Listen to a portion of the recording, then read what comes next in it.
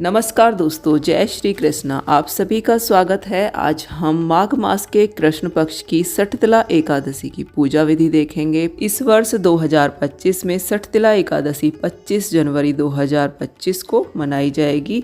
सठतिला एकादशी में तिल का विशेष रूप से प्रयोग किया जाता है। तो सबसे पहले देखिए, हमें एक चौकी लगानी है, उसके ऊपर हम लाल या पीला वस्त्र बिछा लेंगे। उसके बाद अगर आपके पास लड्डू गोपाल जी हैं तो उनको आप स्नान कराएं।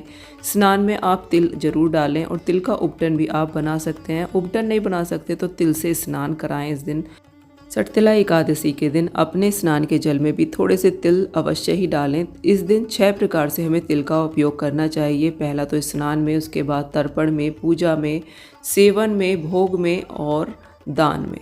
तो देखिए, लड्डू गोपाल जी को स्नान करा के हमने यहाँ पर विराजमान कर लिया। इसके बाद हम तिलों से आसन देंगे। पूजा में तिल का ही उपयोग करेंगे, तो तिल का आप आसन दीजिए। थोड़े से फूल यहाँ पर डाल लीजिए।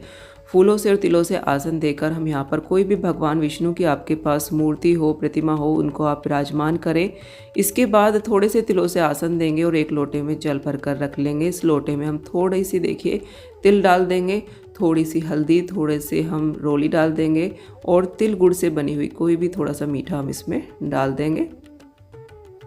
यहाँ पर हम थोड़े से तिलों से देखिए आसन देंगे, थोड़े से फूल रखेंगे और यहाँ पर हम दीपक की स्थापना करेंगे। दीपक को हम तिल के तेल से जलाएंगे। अगर तिल का तेल नहीं है आपके पास तो आप घी का दीपक जलाएं, उसमें थोड़े से तिल डाल लें। दीपक हमने देखिए प्रज्वलित कर लिया। इसके बाद अगर आप चौकी बाहर लगा रहे हैं तो आप गणपति जी की स्थापना जरूर करें। थोड़े से तिलों से आसन दिया है और गणपति जी की स्थापना की है। इसके बाद हम देखिए स्नान करा देंगे गंगा जल से गणपति जी को, और देखिए जो हमने प्रतिमा लगाई है भगवान विष्णु की उनको भी। लड्डू गोपाल जी को तो हमने स्नान करा दिया है। इसके बाद हम गणपति जी को वस्त्र रूपी देखिए कलावा समर्पित करेंगे। कलावे पर आप थोड़ा सा इत्र भी लगा लें। इसके बाद हम भगवान श्री हरि विष्णु को भी वस्त्र रूपी कलावा समर्पित कर देंगे। लड्डू गोपाल जी को हमने वस्त्र पहले ही धारण करा दिए हैं।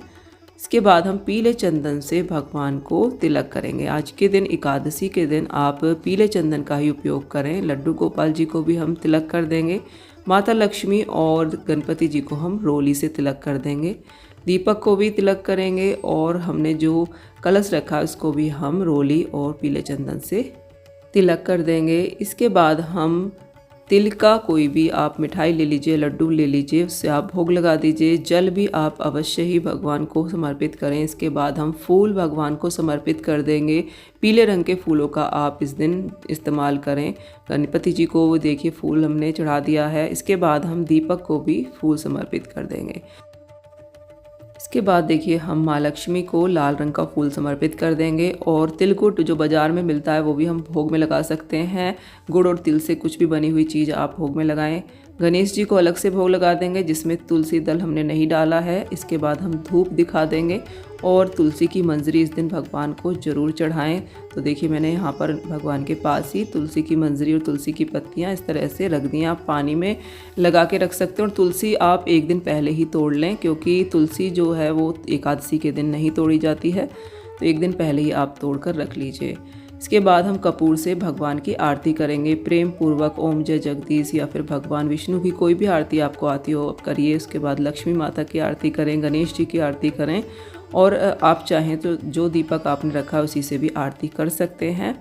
मैं कपूर की आरती कर रही हूँ।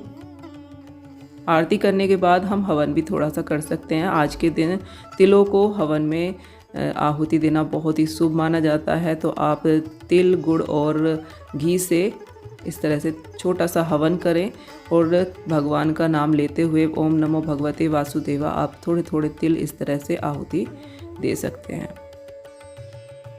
भोग भी आप चढ़ा दें। कहा जाता है कि अग्नि में जब हम भोग समर्पित करते हैं तो सीधा भगवान तक पहुंचता है। तो हमने भोग भी समर्पित कर दिया है। इसके बाद हम भगवान को फल समर्पित कर देंगे। जो भी ऋतु फल आपके पास हों भगवान को समर्पित कर दीजिए और बाद में हम अपने सामर्थ्य के अनुसार कुछ दक्षिणा भी जरूर चढ़ा देंगे। दक्षिणा हमारी पूजा में रही कुछ भी कमी हो उनको पूरा कर देती है। इसके बाद हम हाथ में थोड़े से तिल लेंगे और एकादशी के व्रत की कथा सुनेंगे। सठतिला एकादशी की व्रत कथा आपको पुस्तक में मिल जाएगी। अगर आपके पास पुस्तक नहीं है तो आप मेरे चैनल से भी सुन सकते हैं, वहाँ पर भी आपको सठतिला एकादशी की कथा मिल जाएगी।